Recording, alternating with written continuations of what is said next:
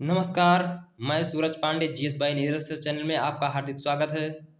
आज हम मनोविज्ञान का दूसरा क्लास ले रहे हैं, जिसमें अवृद्धि एवं विकास पढ़ा चुके हैं। शैशव अवस्था को आज पढ़ाएंगे हम। मेहनत करते रहिए, टेट से टेट के लिए अच्छे से क्लास देते रहेंगे और आप लोग मेहनत करते रहिए, हम प्रयास करते रहेंगे, पक्का है निकल जाएगा। मेहनत से सब कुछ हासिल हो जाती है भाई। तो आप लोग मेहनत करते रहिए। चलिए देख रहे हैं शैशव अवस्था। शैशव अवस्था क्या है? शैशव अवस्था को दो वर्गों में बांटा गया है। शैशव काल जन्म से 3 वर्ष, पूर्व बाल्यकाल 3 से 6 वर्ष। लेकिन अब की बार जो टेट का एग्जाम हुआ था उसमें आया था कि शैशव काल तो 0 से 6 वर्ष सही माना गया था। देखिए, जब शैशव काल का बात आएगा 0 से 6 ऑप्शन में रहेगा तब वही सही होगा। ठीक। शैशव अवस्था में नवजात शिशु का विकास होता है। यह अवस्था है जो बालक के संपूर्ण भावी जीवन को प्रभावित करती है। इसलिए मनोवैज्ञानिकों ने शैशव अवस्था को मानव जीवन का आधार माना है। वैलेंटाइन ने कहा है कि शैशव अवस्था को सीखने का अनोखा काल है, जबकि फ्रायड का मत है कि मनुष्य को जो कुछ बनना होता है प्रारंभ के 4-5 वर्षों में बन जाता है। अब देखिए, फ्रायड के कहने का क्या तात्पर्य है। मनुष्य को जो कुछ बनना होता है प्रारंभ के 4-5 वर्षों में बन जाता है। अरे भाई, 18 वर्ष न्यूनतम उम्र होती है कोई जॉब पाने की, तो ऐसी बात नहीं कि 4-5 वर्षों में बन जाता है। फ्रायड साहब ये नहीं कह रहते हैं, कहते हैं मतलब उन्हें देखने से, उनके लक्षणों से यह लगने लगता है कि वो भविष्य में क्या बनेगा, क्लियर हो जाता है। और वैलेंटाइन ने जो कहा है कि शैशवावस्था सीखने का अनोखा काल है, उसमें जरा आप देखिए, शैशवावस्था जो सीखने का अनोखा काल है, आप ये देखेंगे कि शिशु कितनी तेजी से भाषाओं को सीख लेता है, कितना जल्दी चलने लगता है, दांत निकलने लगते हैं, बोलना सीख जाता है, भाषा का प्रयोग करने लगता है, वाक्य का प्रयोग करने लगता है सही से। तो ये सीखने का अनोखा काल है। शिशु को अंग्रेजी में इन्फेंट कहते हैं। क्या कहते हैं? शिशु को अंग्रेजी में इन्फेंट कहते हैं। इन्फेंट लैटिन भाषा के 2 शब्द इन और फेरी से मिलकर बना है। इन का अर्थ है नहीं और फेरी का अर्थ है बोलना, मतलब बोलने अयोग्य। इस प्रकार इन्फेंट का अर्थ हुआ बोलने अयोग्य। इन्फेंट का अर्थ होता है बोलने अयोग्य। सामान्यतः 3 वर्ष का बालक सार्थक शब्दों का प्रयोग करने लगता है। कितने वर्ष का बालक? 3 वर्ष का बालक जो होता है सार्थक शब्दों का प्रयोग करना प्रारंभ करता है। इसलिए इस तकनीकी की दृष्टि से जन्म से 3 वर्ष की आयु तक की अवधि को शैशवावस्था कहते हैं तथा 3 से 6 वर्ष की आयु को पूर्व बाल्यावस्था कहते हैं। संवेगात्मक तथा नैतिक विकास की दृष्टि से शैशवावस्था की प्रमुख विशेषताएं हैं, जिसे हम देख रहे हैं। शारीरिक विकास में तीव्रता, भाई शिशु बहुत तेजी से विकास करता है, बहुत छोटा रहता है, न चल पाता है, न बोल पाता है, न पहले आँख खोलता है, मुट्ठी भी बंद रहती है। धीरे धीरे क्या होता है कि 1 साल में सब कुछ करने लगता है। मानसिक क्षमता में तेजी से विकास होती है, इसकी विशेषता है। सीखने में तीव्रता, भाई अभी बता चुके हैं कि शिशु सीखता बहुत तेजी से है। सीखने में तीव्रता, दोहराने की प्रवृत्ति, शिशु को कोई बात कह दो तो बार बार दोहराता रहता है। जैसे मम्मा सुना तो बार बार मम्मा मम्मा कहता रहता है। ठीक। तो शिशु की ये प्रवृत्ति होती है कि वो किसी वाक्य को, किसी शब्द को बार बार दोहराता रहता है। जिस जिज्ञासा की प्रवृत्ति क्या है? देखो, शिशु जो है क्या, क्यों, कैसे से युक्त प्रश्न पूछता रहता है। पर निर्भरता, भाई ये बच्चा जो छोटा रहता है वो अपने आप ना तो दूध पी सकता है हाथ में लेके, ना कुछ कर सकता है, नहा सकता है, ना कपड़ा पहन सकता है, ठीक, ना दवा ले सकता है। तो पर मतलब दूसरे पर निर्भर। ठीक। तो पर निर्भरता इसकी विशेषता है स्वप्रेम की भावना। भाई शिष्य के अंदर पूर्णतः स्वप्रेम की भावना होती है। वो ये नहीं देखता है कि मेरे सामने वाला खुश रहेगा या दुखी रहेगा, उससे कुछ नहीं मतलब, उसे जो अच्छा लगेगा वो वही करेगा। स्वप्रेम की भावना होती है शैशवावस्था में। स्वप्रेम की भावना जिसे नर्सिज्म कहते हैं अत्यंत प्रबल रूप में रहता है। स्वप्रेम की भावना जिसे नार्सिसिज्म कहते हैं अत्यंत प्रबल रूप में रहता है। मनोवैज्ञानिक फ्रायड यूनानी पौराणिक कथा के आधार पर स्वप्रेम की भावना के लिए नर्सिसिज्म शब्द का प्रयोग किया है। पौराणिक कथा में नर्सिस्ट नामक व्यक्ति को अपने शरीर से प्रेम करते हुए दिखाया गया है। संवेगों का प्रदर्शन। 2 वर्ष के बच्चों में 4 संवेगों का उदय होता है। कौन कौन से संवेग हैं ये? भय,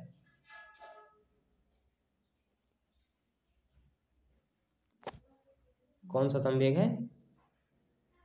भय, क्रोध, पीड़ा, प्रेम। जबकि भारतीय मनोवैज्ञानिक संपूर्ण जीवन काल में 2 संवेग को ही अस्तित्व देते हैं, राग और द्वेष। सामाजिक भावना का विकास। प्रारंभ में शिशु में सामाजिक भावना का अभाव रहता है, वह अकेले ही खेलना चाहता है, लेकिन शैशवावस्था के अंतिम वर्षों में उसमें सामाजिक भावना का विकास होता है।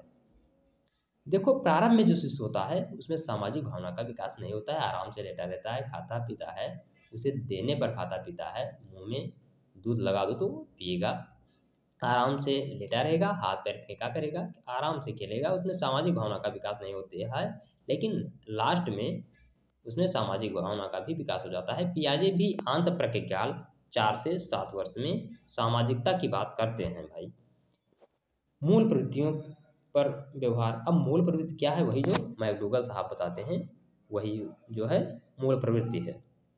ठीक, काम प्रवृत्ति। फ्रायड तथा अन्य मनोविश्लेषणवादियों के अनुसार शैशवावस्था में काम प्रवृत्ति तीव्र होती है। अरे भाई, कोई ये कह दे कि शैशवावस्था में काम प्रवृत्ति नहीं होती तो ये गलत बात है। वह अपनी काम प्रवृत्ति की भावनाओं को माता का स्तनपान, हाथ पैर के अंगूठे चूसना, चम्मच को चूसना आदि के द्वारा व्यक्त करता है, इत्यादि क्रियाओं के द्वारा अभिव्यक्त करता है। लड़कों में अपनी माँ के प्रति प्रेम तथा लड़कियों में पिता के प्रति प्रेम भाव का उदय होता है। फ्रायड ने लड़कों के मातृ प्रेम भावना को ओडिपस भावना ग्रंथि नाम से तथा लड़कियों के पितृ प्रेम भाव को इलेक्ट्रा भावना ग्रंथि नाम से संबंधित है। अब भाई देखिए, इसमें छोटी है तो छोटी मतलब लड़कियों से संबंधित, छोटी ई रख लो, इसलिए याद हो जाएगा कि इलेक्ट्रा ग्रंथि लड़कियों में पाई जाती है और ओडिपस जो है वो किस में पाई जाती है? लड़कों में पाई जाती है। इन ग्रंथियों का उल्लेख भी यूनानी पौराणिक कथा में है। पिता प्रेम भाव से संबंधित ग्रंथि है इलेक्ट्रा कॉम्प्लेक्स, पिता के लिए धनात्मक या सकारात्मक है। मातृ प्रेम भाव से संबंधित है ओडिपस कॉम्प्लेक्स। ओडिपस कॉम्प्लेक्स यह माता के लिए सकारात्मक धनात्मक है। फ्रायड का ऐसा मत है। चलिए आगे कुछ और देख लेते हैं महत्वपूर्ण तथ्य जो है। शैशवावस्था के बारे में मनोवैज्ञानिकों का मत। एक दृष्टि में शैशवावस्था द्वारा जीवन का पूरा क्रम निश्चित होता है। शैशवावस्था द्वारा जीवन का पूरा क्रम निश्चित होता है। इसे किसने कहा है? एडलर ने। अब चलिए इसका मतलब क्या होता है? शैशवावस्था द्वारा जीवन का पूरा क्रम निश्चित होता है, इसका मतलब ये हुआ कि पूरा जीवन उसका कैसा होगा उससे अंदाजा लगाया जा सकता है। लगभग सभी मनोवैज्ञानिक घुमा फिरा कर एक ही बात कहते हैं, मनुष्य को जो कुछ बनना होता है प्रारंभ के 4-5 वर्षों में बन जाता है। सिगमंड फ्रायड ने कहा है, मतलब 4-5 वर्षों तक उसके लक्षण देखने से ये लगने लगता है कि ये बच्चा क्या कर पाएगा। 3 से 6 वर्ष के बालक प्रायः अर्ध स्वप्नों की हालत में रहते हैं। ठीक, अरे भाई क्या करें, कोई देखिए राजा बनता है, कोई कुछ बनता है, स्वप्न तो यही देखते हैं। तो वही कहते हैं, एडवर्ड एल थॉर्नडाइक कहते हैं कि 3 से 6 वर्ष के बालक प्रायः अर्ध स्वप्नों की हालत में रहते हैं। शैशवावस्था सीखने का अनोखा काल है। शैशवावस्था सीखने का अनोखा काल है भाई, आराम से सीखते हैं शैशवावस्था में और बहुत कम समय में बहुत अधिक सीख जाते हैं। इसे किसने कहा है? वैलेंटाइन सिरॉल ने। बालक के हाथ पैर और नेत्र उसके प्रारंभिक शिक्षक हैं। बालक के हाथ पैर और नेत्र उसके प्रारंभिक शिक्षक हैं। ये किसने कहा है? रूसो ने कहा है। किसने कहा है? रूसो ने कहा है। शैशवावस्था में शारीरिक विकास कैसे होता है? अब इस पे हम चर्चा करेंगे। शैशवावस्था में शारीरिक विकास। शैशवावस्था में विशेषकर जन्म से लेकर 3 वर्ष की उम्र तक शारीरिक विकास की गति अत्यंत तीव्र गति से होती है। जन्म के समय शिशु की औसत लंबाई 51 सेंटीमीटर होती है। महत्वपूर्ण है, एग्जाम में अक्सर करके आता भी है। ध्यान रखना, बालक जन्म के समय बालिकाओं से 1/2 सेंटीमीटर अधिक लंबे होते हैं। शैशवावस्था की संपूर्ण अवधि में बालकों की लंबाई बालिकाओं की लंबाई से अधिक होती है।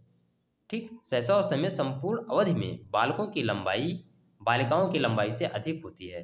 भाई ये मनोविज्ञान कहता है, ये हम नहीं कहते हैं। ये मत कहना कि लड़के लड़कियों में भेद कर रहे हैं भाई। प्रथम 3 वर्ष के शिशु की औसत लंबाई 73 सेंटीमीटर होती है। चलिए भार पे चर्चा करेंगे अब। जन्म से लेकर संपूर्ण शैशवावस्था के दौरान बालकों का भार बालिकाओं के भार से अधिक होता है। ठीक, नवजात शिशु का भार लगभग 3 किलोग्राम होता है। अब मस्तिष्क पे चर्चा हो जाए। नवजात शिशु का सिर उसके शरीर की अपेक्षा बड़ा होता है। नवजात शिशु का सिर उसके शरीर की अपेक्षा बड़ा होता है। जन्म के समय सिर की लंबाई कुल शरीर की लंबाई का 1/4 होता है। जन्म के समय मतलब कितना अधिक होता है सिर? जन्म के समय सिर की लंबाई कुल शरीर की लंबाई से का चौथाई होता है। कितना अधिक होता है जन्म के समय? सिर। जन्म के समय मस्तिष्क का भार लगभग 350 ग्राम होता है। कितना होता है? 350 ग्राम होता है। और 6 वर्ष की अवस्था तक बढ़ते बढ़ते मस्तिष्क का भार लगभग 1 किलो 250 ग्राम हो जाता है। मतलब कितना बढ़ गया, जो कि प्रौढ़ व्यक्ति के मस्तिष्क भार का 90% होता है। प्रौढ़ व्यक्ति के मस्तिष्क के भार का 90% हो जाता है। नवजात शिशु में हड्डियों की संख्या लगभग 270 होती है। लेकिन ये मत कहना कि हम गलत बता रहे हैं भाई, कहीं कहीं 300 भी मिलता है। ठीक, हड्डियों में कैल्शियम, फास्फोरस तथा विटामिन से एवं खनिज तत्व पाए जाते हैं। दांत के बारे में कुछ चर्चा करते हैं अब। दांत। जन्म के समय शिशु के दांत नहीं होते हैं। ठीक, जन्म के समय कभी कभी विकल्प में आ जाता है कि जन्म के समय शिशु के निम्न में से कितने दांत होते हैं? 20, 32, दोनों या इनमें से कोई नहीं। तो कुछ लोग लगा देते हैं भाई कि 20 दांत निकलते हैं। अरे जन्म के समय शिशु के दांत नहीं होते हैं। 6 वर्ष की अवस्था में 1 या 2 अस्थायी दांत निकलते हैं। जन्म के समय शिशु की धड़कन अनियमित होती है। शैशवावस्था के प्रथम 3 वर्षों में शिशु का शारीरिक विकास अति तीव्र गति से होता है। हम आपको बता चुके हैं। शैशवावस्था को बालक का निर्माण काल कहा जाता है। जन्म के 15 दिन बाद त्वचा का रंग अस्थायी होने लगता है। मतलब पहले लाल रहता है जन्म के 15 दिन तक, और फिर जैसा रहना चाहिए वैसा होने लगता है। गेसल का कथन है कि बालक प्रथम 6 वर्ष के बाद 12 वर्ष से धूना सीख लेता है। 6 वर्षों में बाद के जो है 12 वर्षों से धूना सीख लेता है। जब शिशु को क्रोध आता है तो वह क्रोध को क्रिया या वाणी द्वारा अभिव्यक्त करता है। भाई यही तो मूल प्रवृत्ति है। जन्म के समय शिशु में उत्तेजना संवेग के रूप में रहता है, ये भी मूल प्रवृत्ति है। लेकिन बाल मनोवैज्ञानिकों का मत है कि शिशु में मुख्यतः 4 संवेगों का अस्तित्व रहता है: प्रेम, भय, पीड़ा और क्रोध। शिशु में पहले अकेले खेलने की प्रवृत्ति होती है। हम आपको पढ़ा चुके हैं कि पहले सामाजिक भावना का विकास नहीं होता है, वो पहले अकेले ही खेला करता है। लेकिन 3-4 साल होते होते वो साथ में खेलने लगता है। शिशु के साथ हमेशा सकारात्मक अवधारणा रखनी चाहिए, जैसे प्रेम, शिष्टता, नैतिकता और सहानुभूतिता जैसे व्यवहार करना चाहिए। ये नहीं कि उन्हें हम डांटे मारें, नहीं, ऐसा नहीं करना चाहिए। शिशु कल्पना जगत में रहता है। शिशु जो है वो कल्पना जगत में रहता है और उसी को वास्तविक समझता है। मांटेसरी पद्धति में परियों की कहानी को महत्व दिया गया है। ये एग्जाम की दृष्टि से बहुत महत्वपूर्ण है, ये अक्सर करके आता भी है। शिशु में आत्म प्रदर्शन की भावना होती है। शिशु को खेल द्वारा शिक्षा दी जानी चाहिए। आसानी से खेलता है, जैसे ABCD जो प्लास्टिक के खिलौने आते हैं उन्हें कई ऐप्स होते हैं, उनके द्वारा वो खेल खेल कर पढ़ते हैं। आज तो बहुत आधुनिक सुविधाएं आ गई हैं। शिशु की शिक्षा जो है वो कहानियों एवं सचित्र पुस्तकों का विशिष्ट स्थान होना चाहिए उनके पुस्तक में। भाई जब देखिए, पहले जब शिशु पुस्तक खोलता है तो पहले ये नहीं कहता है अरे ये वाशरमैन है, ये कपड़ा साफ कर रहा है, ऐसे ऐसे करके उन्हें कुछ अंदाज भी लग जाता है कि वाशरमैन का हिंदी क्या होता है, क्या होना चाहिए, कैसे क्या है। ठीक, कुछ अंदाजा भी लग जाता है। इसलिए चित्र बहुत अच्छे से बना होना चाहिए। शिशु सबसे पहले अपने माता को पहचानता है, ये भी एग्जाम में अक्सर करके आ जाता है। शिशु सबसे पहले किसे पहचानता है। कुछ महत्वपूर्ण तथ्य पढ़ रहे हैं हम। कितने वर्षों में बालक सार्थक शब्दों का प्रयोग करता है? 3 वर्ष का बालक। कितने वर्ष का बालक? 3 वर्ष का बालक। कौन सी अवस्था दोहराने की प्रवृत्ति रहती है? शैशव अवस्था में बार बार बच्चा दोहराता रहता है एक ही शब्द को। फ्रायड के अनुसार लड़कों में कौन सी ग्रंथि पाई जाती है? ओडिपस। भाई बॉय, बॉय में ओ आता है तो ओडिपस, ओ से ओडिपस। फ्रायड के अनुसार लड़कियों में कौन सी ग्रंथि पाई जाती है? तो उसमें इलेक्ट्रा ग्रंथि पाई जाती है। जन्म के समय शिशु की औसत लंबाई कितनी होती है? 51 सेंटीमीटर होती है। जन्म के समय शिशु की औसत लंबाई 51 सेंटीमीटर होती है। दूध के दांत की संख्या कितनी होती है? ये 20 होती है। दूध के दांत की संख्या कितनी होती है? 20 होती है। कौन सी अवस्था सीखने का अनोखा काल है? बाल्यावस्था, गर्भावस्था, किशोरावस्था, शैशवावस्था। तो वैलेंटाइन सिरल ने क्या कहा है सीखने का अनोखा काल? किशोरावस्था है। नवजात शिशु का भार लगभग कितना होता है? 4 kg। बी ऑप्शन 4 से 1/2 kg, 3 kg, और डी क्या है? 3 से 1/2 kg। तो कौन सा सही है? सी ऑप्शन 3 kg सही है। 6 वर्ष तक मस्तिष्क का विकास कितना होता है? वजन कितना होता है? सी ऑप्शन सही है, 1 किलोग्राम और 250 ग्राम। ये 1 kg, बी 1 kg 300 ग्राम, और ये डी ऑप्शन गलत है। कितने वर्षों में दूध के सभी दांत निकल जाते हैं? 2 वर्ष में, 3 वर्ष में, 4 वर्ष में, 1 वर्ष में। भाई 1 वर्ष में दूध के सभी दांत निकल जाते हैं। नवजात शिशुओं में हड्डियों की संख्या कितनी होती है? 206, 270, 350 और 217।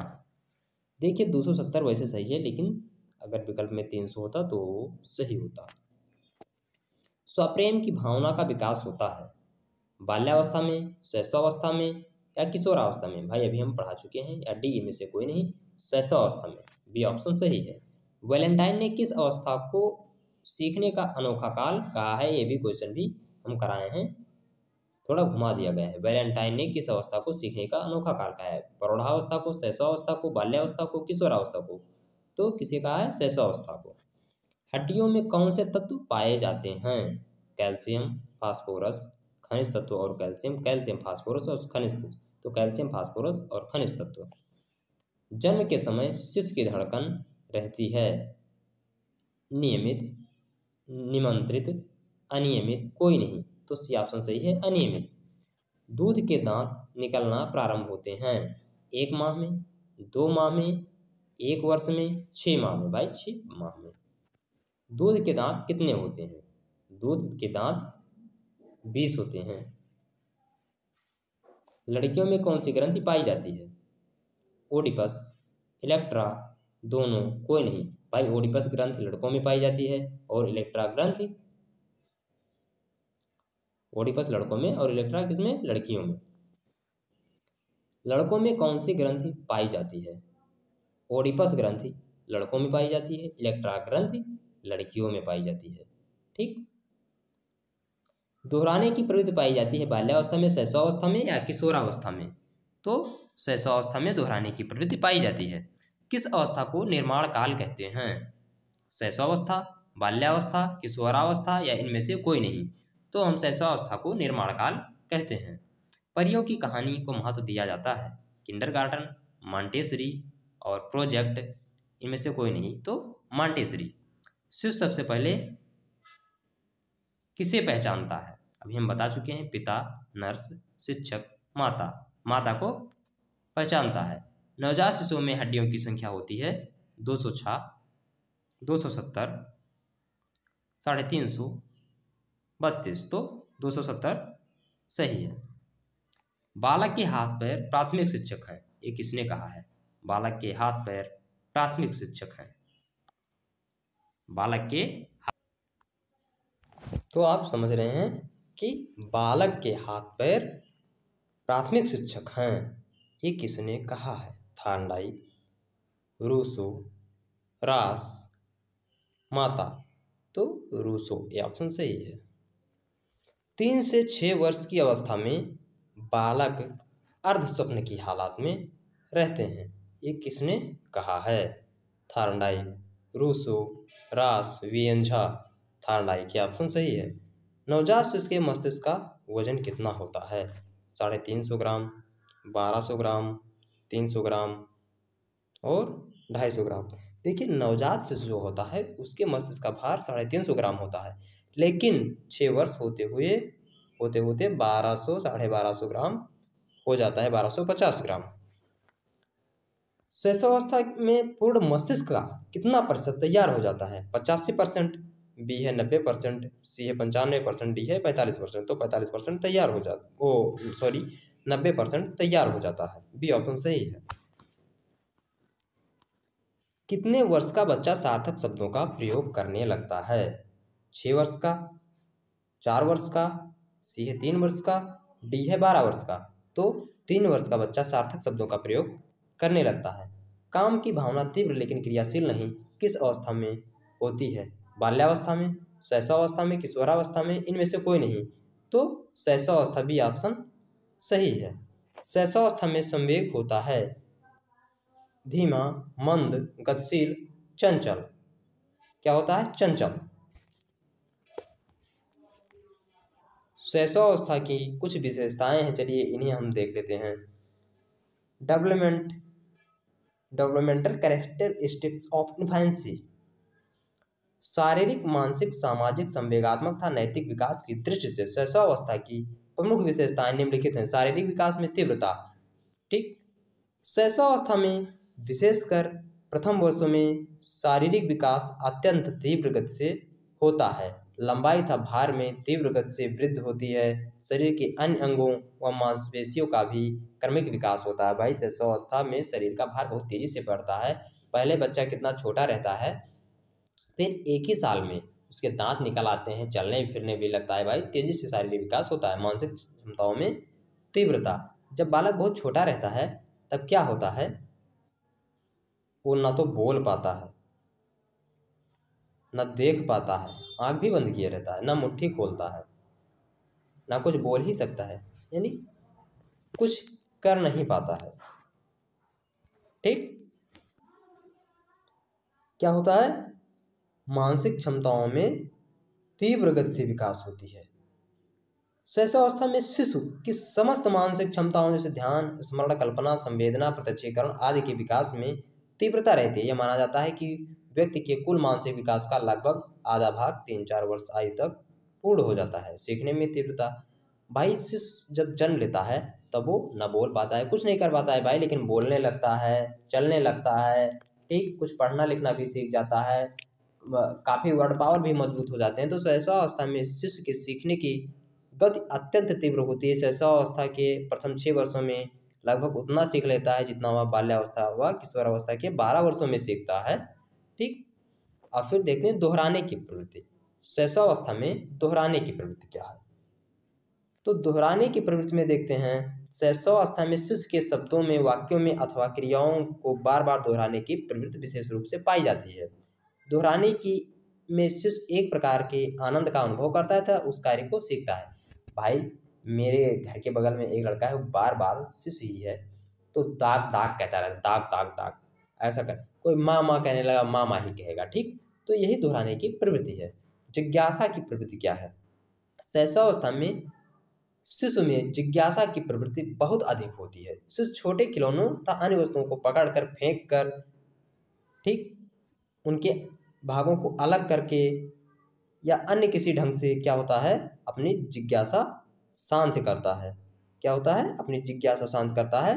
बड़ा शिशु अपने अधिक आयु के बालकों व व्यक्तियों से विभिन्न वस्तुओं और बातों के संबंध में तरह तरह के क्या, क्यों, कैसे से युक्त प्रश्न पूछकर अपनी जिज्ञासा पूर्ण करता है। भाई जब शिशु बहुत छोटा रहता है, वो खिलौनों को पकड़ता है, बार बार मुंह में डालता है, उसे नहीं पता है कि हम क्या वस्तु खाएं, क्या खेलें, उसे पता नहीं रहता है। लोग सोचते हैं कि वो ऐसे डाल लेता है, मूर्ख है। अरे भाई वो ये जानना चाहता है कि देखे खाएं, ये स्वादिष्ट है।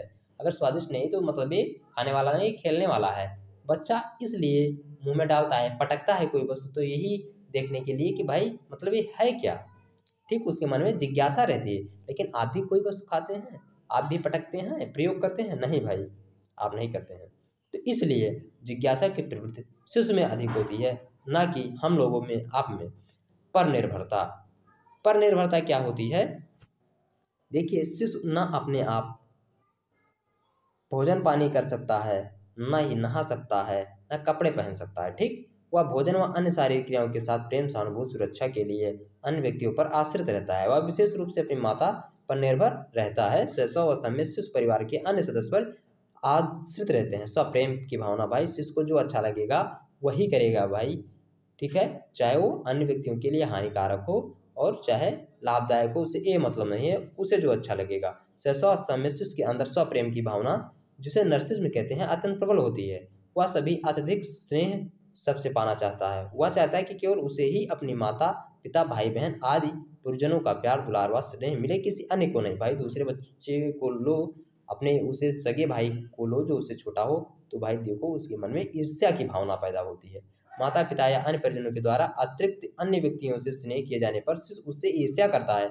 इसके साथ साथ उनमें इस एक प्रकार के अधिकार की तीव्र भावना रहती है।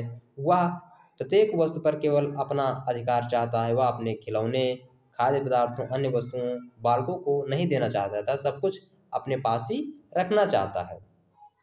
फ्रायड ने स्वप्रेम की भावना को नर्सिज्म के नाम से यूनानी पौराणिक कथा के आधार पर संबोधित किया था। इस यूनानी कथा में नार्सिसिस्ट नामक व्यक्ति अपने ही शरीर से अत्यधिक प्रेम करता हुआ बताया गया है। ये सब आपको हम बता चुके हैं पहले भी। संवेगों का प्रदर्शन, शिशु जो है संवेग का प्रदर्शन करके ही कुछ बताता है। भाई वो ये नहीं कहता है कि हमें भूख लगी है, वो भूख लगेगा तब रोएगा, कुछ दर्द होगा तो रोएगा। ठीक, तो संवेगों का प्रदर्शन करके ही बताता है। अब हम देखते हैं सामाजिक भावना का विकास। जब शिशु छोटा रहता है तब उसमें सामाजिक भावना का विकास नहीं रहता है। वो अकेले ही खेलता रहता है, लेकिन जब धीरे धीरे बड़ा होता है तो अन्य बच्चों के साथ खेलने लगता है, मतलब सामाजिक भावना का विकास हो रहा है। मूल प्रवृत्तियों पर आधारित व्यवहार, मूल प्रवृत्ति पर आधारित शैशवावस्था में शिशु के व्यवहार प्रायः शिशु की मूल प्रवृत्तियां होती हैं। शिशु भूख लगने पर रोने लगता है तथा सामने आने वाले किसी भी वस्तु को मुंह में रख लेता है। क्रोध आने पर शिशु रोकर अथवा हाथ पैर फेंक कर अथवा अपने आसपास की वस्तुओं को फेंक कर अपना क्रोध व्यक्त करता है। काम प्रवृत्ति, काम प्रवृत्ति, भाई अगर कोई बच्चे को कह दे कि इसके अंदर, आपके शिशु के अंदर काम प्रवृत्ति है, तो ये कुछ बच्चों की माँ आपको मारेंगी भी, देखना, कहना मत कभी। फ्रायड तथा अन्य मनोविश्लेषणवादियों के अनुसार शैशवावस्था में शिशु में काम प्रवृत्ति अत्यंत प्रबल होती है, परंतु शिशु उसकी अभिव्यक्ति वयस्कों के समान नहीं कर पाता है। उसके अनुसार माता का स्तनपान, हाथ पैर के अंगूठे को चूसना आदि शिशु के का काम प्रवृत्ति के सूचक हैं। भाई जो अंगूठा पीते रहते हैं बच्चे मुंह में डाल के, वो उनके काम प्रवृत्ति का द्योतक है। भाई आप उसे हल्के में मत लीजिए। इस अवस्था में लड़कों में अपनी माँ के प्रति प्रेम था, लड़कियों में पिता के प्रेम भाव का उदय होता है। अभी आपको हम पढ़ा चुके हैं। फ्रायड के ने लड़कों के मातृ प्रेम भाव को ओडिपस भावना ग्रंथि एवं नाम से तथा लड़कियों के पितृ प्रेम भाव को इलेक्ट्रा भावना ग्रंथि के नाम से संबोधित किया था। और आप देख रहे हैं कि इससे संबंधित क्वेश्चन आपको सॉल्व करा दिए हैं। भाई शिशु में क्या होता है, नैतिक भावना का अभाव होता है। उसे जो अच्छा लगता है, जिसमें वो खुश रहता है, वही करता है। नैतिक भावना का अभाव, शिशु में प्रायः नैतिक भावना का अभाव रहता है। अच्छे बुरे, सही गलत, उचित अनुचित तथा नैतिक अनैतिक जैसी बातों में भेद का ज्ञान नहीं होता है। वह उन कार्यों को ही करना चाहता है जिसमें उसे संतुष्टि अथवा आनंद प्राप्त होती है, भले ही वे कार्य अन्य व्यक्तियों और समाज की दृष्टि से अवांछित क्यों ना हों। ठीक। शिष्य वही कार्य करेगा जो उसे अच्छा लगेगा। भाई अब उसे अच्छा लग रहा है तो चिल्ला रहा है, उसे अच्छा लग रहा है तो बाहर मुंह से लार फेंक रहा है, तो शिष्य को जो अच्छा लगेगा वो वही करेगा, ना कि हम आपके मन से। भाई शिष्य को बहुत अच्छी वस्तु दो खाने पीने के लिए। देखो बच्चे कहते हैं नहीं नहीं हम कुरकुरे खाएंगे तो कुरकुरे ही खाएंगे, दूध नहीं पियेंगे, फल नहीं खाएंगे। भाई उन्हें वही अच्छा लगता है। नैतिकता भावना का अभाव रहता है उनमें, कहाँ पे क्या करना है उसमें ये नहीं पता है। बच्चा लेटे लेटे लैट्रिन कर लेता है, उसे नहीं पता रहता है कि हमें कहाँ पे क्या करना चाहिए। ठीक। तो हम अपने क्लास को यहीं पे विराम देते हैं। आपको ऐसे लगातार हम तैयारी कराते रहेंगे, आप मेहनत करते रहिए, हम भी मेहनत करते रहेंगे, और आपका सीटेट और टेट क्लियर हो जाएगा। तो लापरवाही ना करें। कहा भी गया है कि जो पानी से नहाता है वो लिबास बदलता है, लेकिन जो पसीने से नहाता है वो इतिहास बदलता है, इतिहास में उसका नाम आता है भाई, कहा भी गया है। तब तक के लिए जय हिंद जय भारत। अगले वीडियो में फिर हम आपसे मिलेंगे।